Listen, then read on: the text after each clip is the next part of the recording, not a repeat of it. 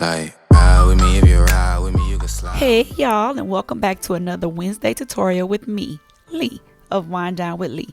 If this is your first time on my channel, thank you. If not, welcome back. Now, let's get to it. Okay, taking the color yellow from your Morphe 35 Bravo palette, because if you like me, you've lost your actual sheet with the names of the colors on it, and you're going to place that in your crease area and blend it upward. Your next color is orange, and you're going to place that in the same crease area, just a little bit below the yellow color you use. So you can still see the yellow and see the orange both, and just blend them together. Now you're going to go in with your packing brush, which I use my Morphe M422, with both shades of purple. I know I only showed you one, but use both of them, okay? And you're going to pack that color on right there in your lid space.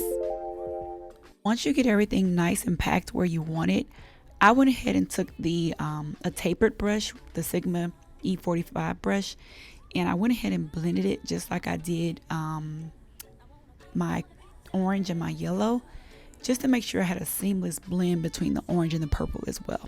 I want to give a shout out to Sydney Lillian, who inspired this look. And if you've taken a look at my eyelash tutorial, then you know I place mascara on prior to my lashes.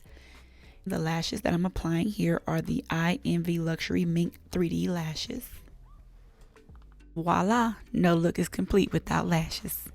That's that. Now, on to the facial portion. I started to prime my face, and then I noticed, oh my Lanta, I still have some makeup on my face.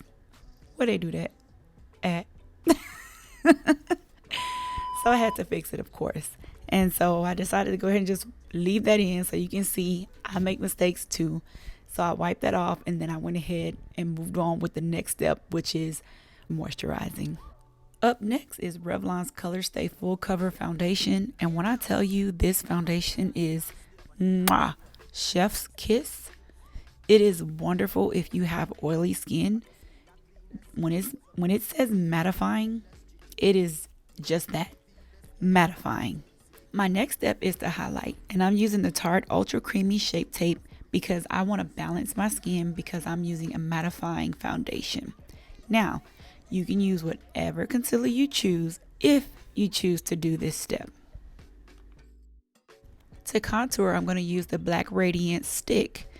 Now, I'm choosing something that's extremely dark because I want some deep shadows on my face. Remember to play around with this. Makeup is what you make of it. So don't feel stuck to one thing or one product just because you see someone reviewing it. Try different things and make sure that it goes with your skin tone and your face. Make sure you always brush upward in your strokes, okay? Don't brush your face downward. I tried to stay upward as much as possible. Now you want to set your foundation. I'm using the Maybelline Fit Me Loose powder in the color Medium Deep to set everywhere that I placed my highlight, which was the concealer. This next step is the least special. Basically, I'm using Bare Minerals powder foundation in the color Cocoa to go over everywhere I just placed the Black Radiance foundation stick. I like the way this looks versus a setting powder. If you skip the previous step, your next step is going to be to bronze. I like using the Juvia's Place bronzing palette. You want to take a small angled brush, and you want to apply the bronzer directly over your cheekbone area, using small strokes going back and forth. You can also use a small brush and apply bronzer down the bridge of your nose as well. Next, you want to take a blush. I'm using Milani's Coral Crush, and you want to bring back some of that color in your face. So apply it to the balls of your cheeks. Now this next product is an oldie but goodie. It is Artist Couture's Jackie Ayanna's Loose Highlighting Powder. Be careful with this because I tell you, it gets everywhere. But you want to place it on your cheekbones in the place where the sun naturally shines. On your nose, on the bridge of your nose. You also want to place it in your brow bone on the little corner highlight. Yep, right there.